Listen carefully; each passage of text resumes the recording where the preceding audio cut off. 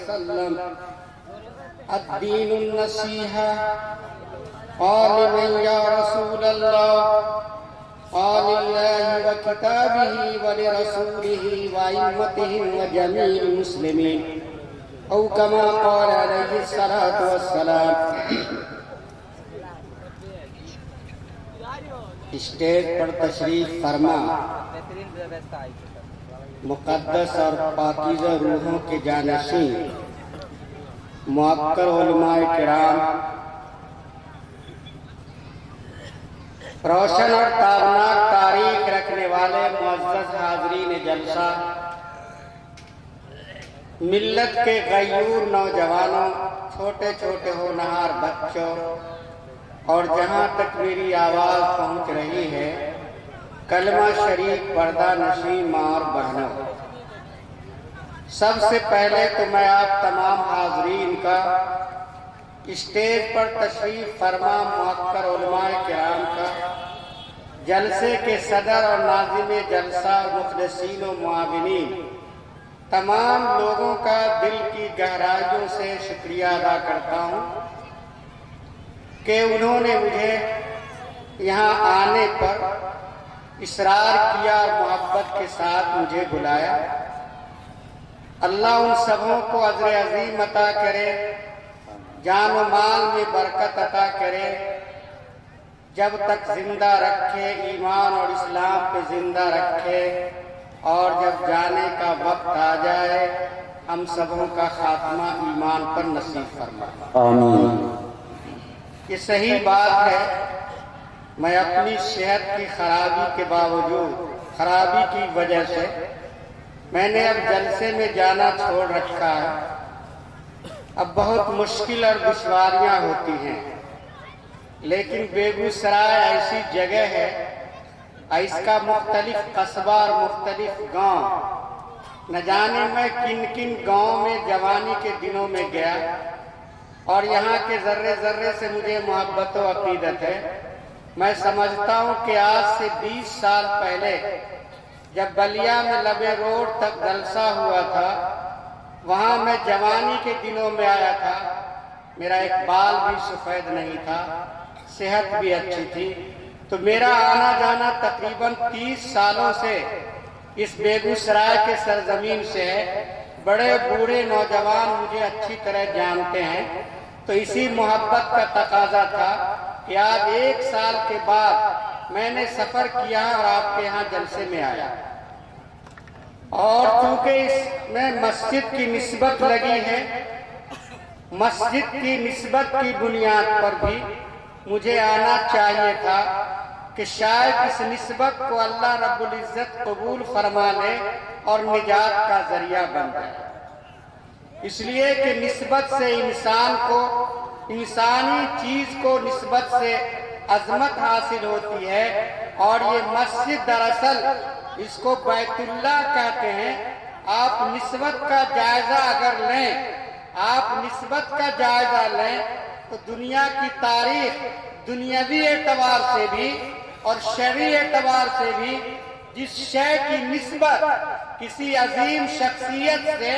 یا عظیم چیز سے لگ جاتی ہے تو اس کی عظمت میں اضافہ ہو جائے گا، ہوتا ہے کہ نہیں ہوتا ہے؟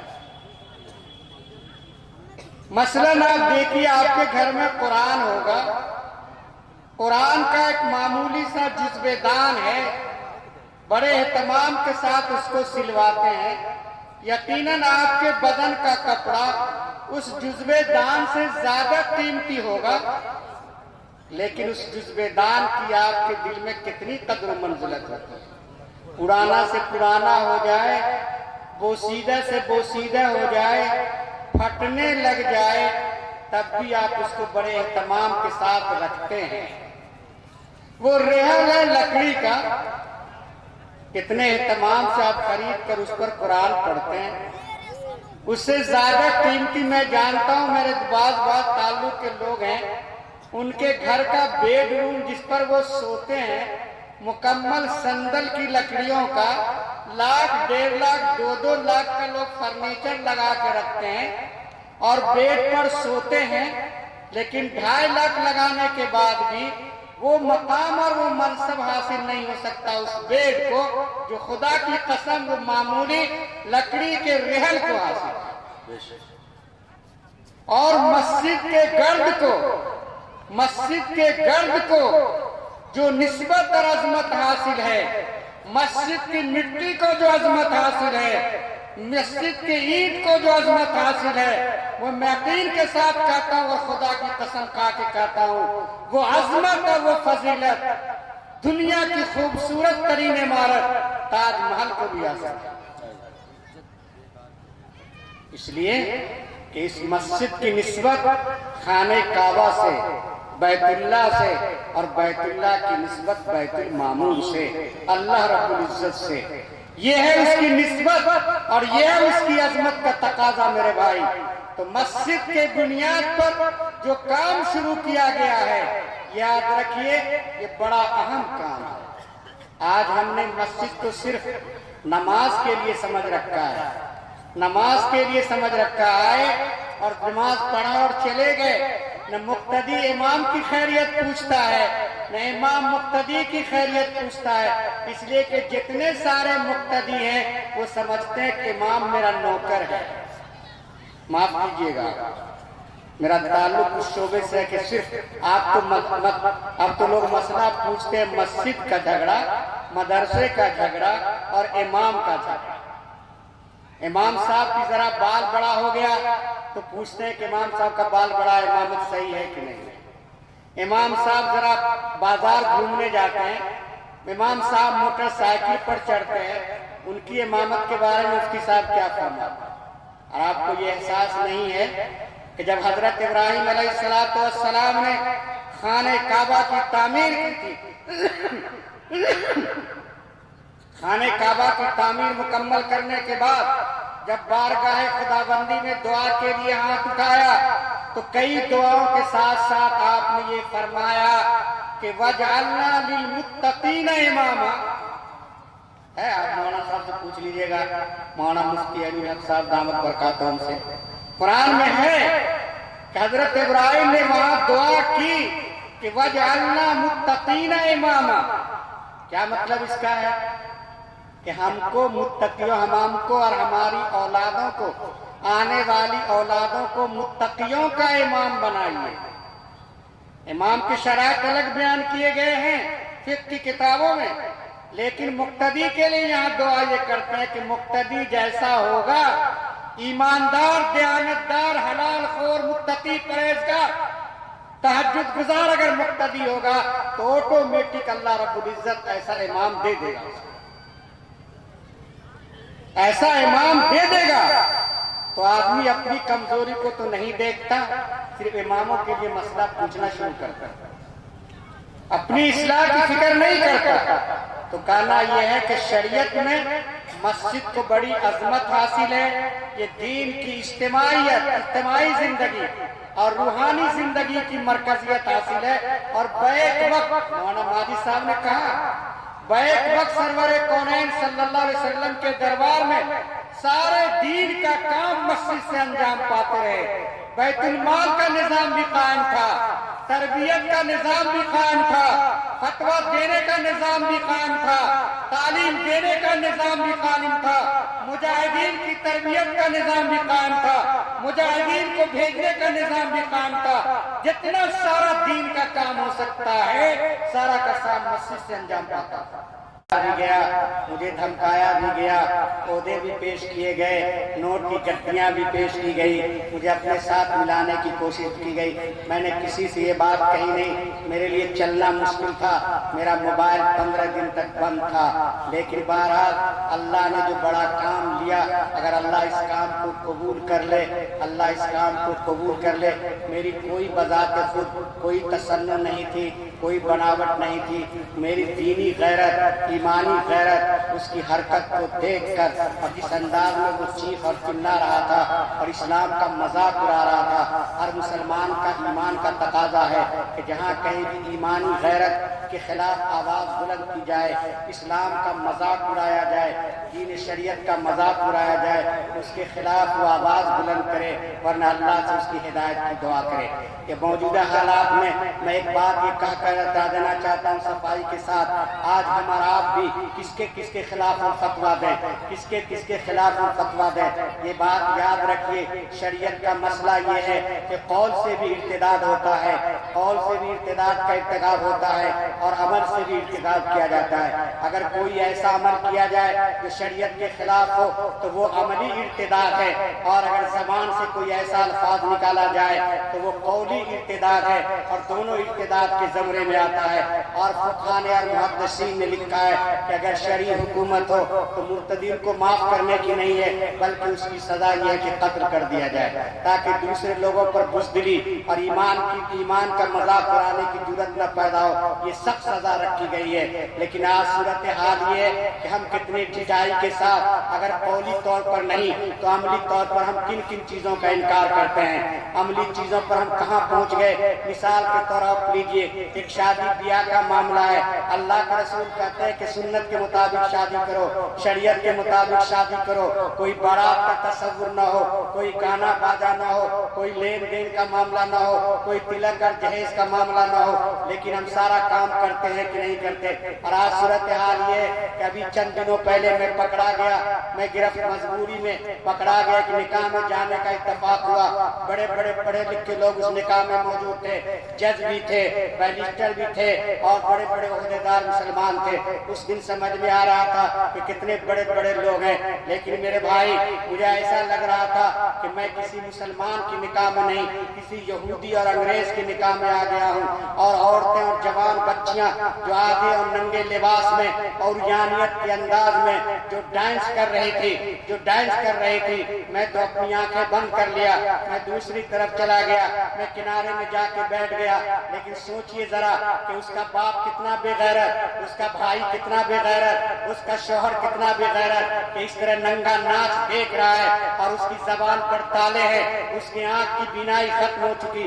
اس کی غیرت جوش میں نہیں آتی۔ میرے بھائی کیا ہوگا آپ کو آنے والے دنوں میں اگر خدا نہ خواستہ اگر آپ نے اپنی اصلاح نہیں کی؟ حضرت مولانا علی میاں صاحب رحمۃ اللہ علیہ آج سے 65-70 سال پہلے جب برما کے اس علاقے میں گئے تھے جہاں ابھی قتل عام ہوا ہے مسلمانوں کا، کلمہ پڑھنے والوں کا، اس موقع پر حضرت مولانا علی میاں صاحب رحمۃ اللہ علیہ نے فرمایا تھا تقریر کرتے ہوئے کہ لوگوں تم اپنی حالات کو بدلو، اپنی زندگی میں انقلاب لاؤ، ایمان سے رشتہ مضبوط کرو، ایمان سے رشتہ مضبوط کرو، شریعت سے رشتہ مضبوط کرو، قرآن سے رشتہ جوڑو، دینی بیداری لاؤ، اپنی فکر کرو اور گھر بال بچوں کی فکر کرو، ورنہ تم نے ایسی حالت بنا رکھی ہے کہ میں دیکھ رہا ہوں کہ ایک وقت ایسا آئے گا اسلام کو کوئی مٹا نہیں سکتا، اسلام قیامت تک کے لیے ہے، اسلام کو نہیں مٹا سکتا۔ لیکن میں تمہاری حالتوں کو دیکھ کر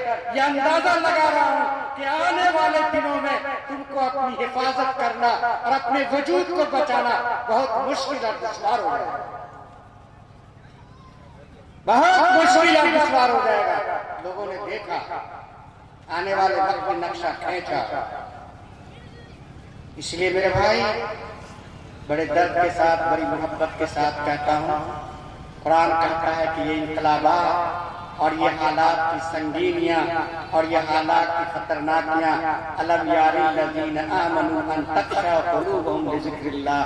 کیا یہ مصائب و اموات اور یہ قتل و غارت گیری کا بازار اور یہ طوفان بدتمیزیاں علیہ السلام کو رکاوٹیں اور چٹان کھڑا کرنے کی کوششیں، یہ سب تو عبرت کا مقام ہے، مسلمانوں کو متوجہ کرنے کے لیے یہ سب ٹھوکر کے درجے ہیں۔ ایک ٹھوکر لگتا ہے اور انسان سنبھلتا ہے، احساس کرتا ہے، ذمہ داری کو محسوس کرتا ہے۔ یہ نہیں کہ ٹھوکر لگے اور پھر ٹھوکر کھائے، یہ نہیں کہ ٹھوکر پر ٹھوکر کھاتا چلا جائے اور گڈھے میں چلا جائے۔ یہ انصاف کا تقاضا نہیں، نہ اپنے ساتھ انصاف کریں گے، نہ اپنے اہل و عیال کے ساتھ انصاف کریں گے، نہ ملت کے ساتھ انصاف کریں گے، نہ شریعت کے ساتھ انصاف کریں گے۔ آپ کو انصاف کے تقاضے کو پورا کرنا ہے۔ یہ ٹھوکر لگتی ہے، اس لیے قرآن نے اعلان کر کے کہہ دیا الم یعن الذین آمنوا ان تخشع قلوبہم لذکر اللہ، کیا ایمان والوں والوں کے لیے اب بھی وہ وقت نہیں آیا، اب بھی وہ وقت نہیں آیا تو ان کا دل اللہ کی طرف متوجہ ہے،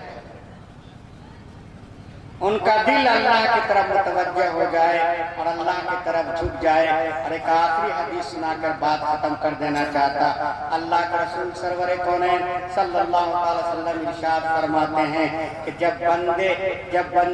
اللہ فرماتے ہیں کہ اللہ رب العزت فرماتا ہے کہ بے شک میں تمام بادشاہوں کا بادشاہ ہوں، میں تمام بادشاہوں کا بادشاہ ہوں، تمام ملکوں کا حکمراں ہوں، تمام انسانوں کا دل ہمارے قبضہ قدرت میں ہے،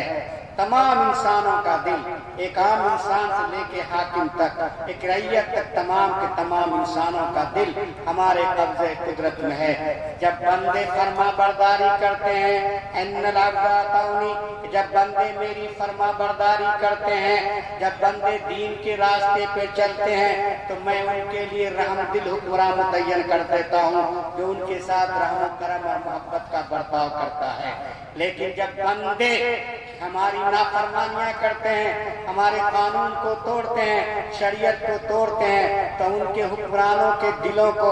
بِالسَّخْطَةِ وَالنَّقْمَةِ حدیث کے الفاظ ہیں، جو انتہائی سختی اور نفرت کی انتہائی حد کو بِالسَّخْطَةِ وَالنَّقْمَةِ کہا جاتا ہے کہ میں نفرت و عداوت سے اس کے دل کو بھر دیتا ہوں اور پھر وہ مختلف انداز میں ستاتا ہے، پریشان کرتا ہے۔ اس حدیث پاک کی روشنی میں آپ ملک کے نقشہ کو دیکھیے تو اللہ فرماتا ہے کہ بندو جب ایسے حالات پیدا ہو جائے تو شکوہ کرنے کے بجائے، حالات کا ماتم کرنے